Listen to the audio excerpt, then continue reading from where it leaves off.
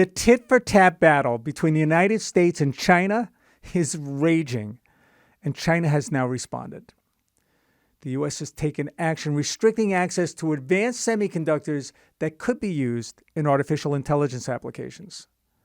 American cloud computing, in some cases, is also off limits, as access could help the Chinese circumvent AI restrictions by running applications in the cloud. Over the weekend, Beijing's Ministry of Commerce said that 36 metals, including gallium and germanium, critical to semiconductor manufacturing, would be subject to export controls.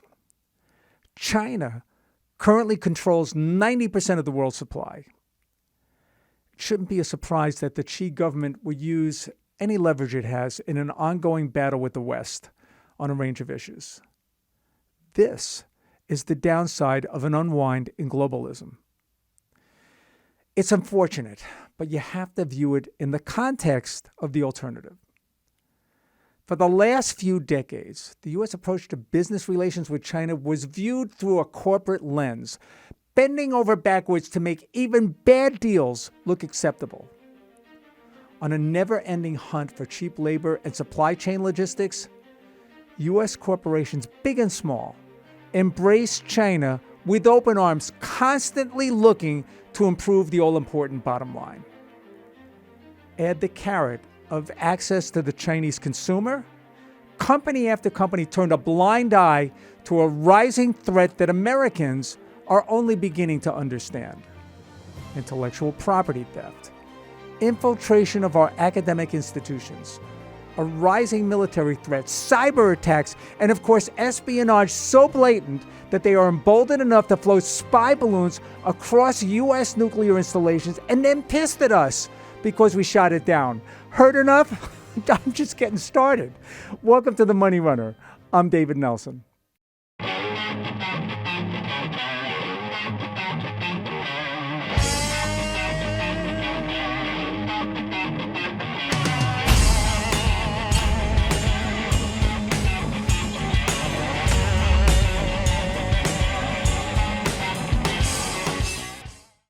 It would be great to live in a world where we could embrace free trade and economic cooperation, even with our geopolitical adversaries.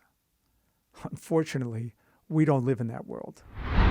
As long as President Xi is in power, it is unlikely the U.S. or the West can return to previous levels of economic cooperation and foreign policy initiatives. Balance of power traditionalists will always be hoping to return to the status quo, confident that if we keep extending a welcoming hand, we won't get burned. Eventually, even the village idiot gets the message. Managing the unwind is the key. And make no mistake, there are challenges that come along as we go down this path. It won't be easy, and in fact will be quite dangerous, even increasing some of the very risks we are so intent on eliminating. The Federal Reserve is focused on bringing inflation back to their 2% target. After 10 rate hikes in 15 months, many, including yours truly, believe we are well on our way to achieving that goal. However, I will be the first to admit that every effort to onshore manufacturing and critical supply chains adds headwinds to the inflation fight. The above is a national security imperative, but comes at a cost.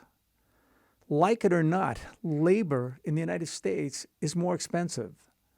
It will be important for the U.S. to explore other trading and logistics partnerships that can offset some of the unwind in a U.S.-China decoupling. At a minimum, the war in Ukraine takes our eye off a much bigger problem, Taiwan. Few believe the island could survive an invasion from China, one that has been all but promised by President Xi.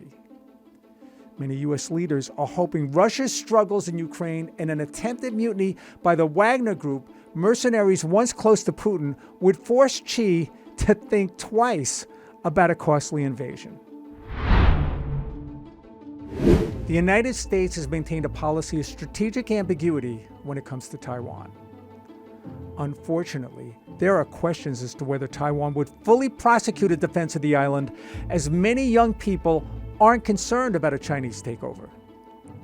The Wall Street Journal reports the CIA believes Xi Jinping has set 2027 as the deadline for his military to be ready to take the island, home to 24 million and the world's largest supplier of semiconductors. COVID exposed a lot of issues in supply chain logistics as the United States became acutely aware we are too dependent on other countries for mission-critical goods and manufacturing. Taiwan has to sit at the top of that list of concerns, and every effort must be made to accelerate current steps to onshore U.S. manufacturing of advanced semiconductors. Finally, we need to control the narrative and the pace at which our two economies pull apart. We need to use the same diplomatic weapons they do. China, in particular Xi, was one of the best at talking a big economic partnership game, but delivering very little.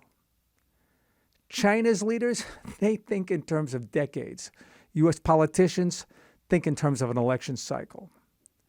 Negotiating with China is an art that demands our very best people in the room. And to date, I'm not encouraged. Blinken, he didn't do a bad job negotiating with his counterparts in Beijing. But of course, President Biden blows up those efforts with his Xi is a dictator comment. Look, he's not wrong, but it did nothing to put Xi at ease. Now, we have Janet Yellen heading to China to weigh in on a range of issues.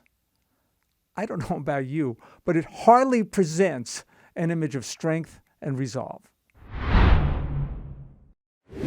The good news is that corporate America is getting the message. Apple's Tim Cook has turned to India as a potential alternative to their massive manufacturing footprint in China. It could take a decade to move enough in assets to make a dent in their supply chain logistics, and it has to be done at a pace in which China isn't going to cry foul.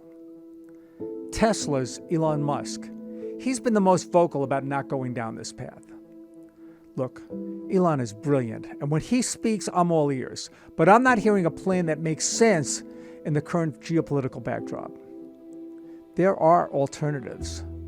Loss of key materials, like we mentioned earlier, spark other sources of supply to ramp up. Just this week, Taiwan Semiconductor announced they didn't see a direct impact from the latest Chinese restrictions. That tells me they found an alternative source. Americans have gotten the message loud and clear that extending the hand of friendship and cooperation is no longer a viable alternative with China. With Xi effectively emperor for life, few believe we will see anything different than what we've seen so far. Power corrupts, and absolute power corrupts absolutely. Eventually, China will get the message their current path will not be accepted by the free world. Unfortunately, with Beijing already planning new training facilities in Cuba with potentially Chinese troops just 90 miles offshore, I don't think we have that kind of time. If you like today's pod, please click subscribe and come visit us at themoneyrunner.us. Lots of extras, and of course, all free. Would you like to appear on our next podcast? Well, we'd like it too.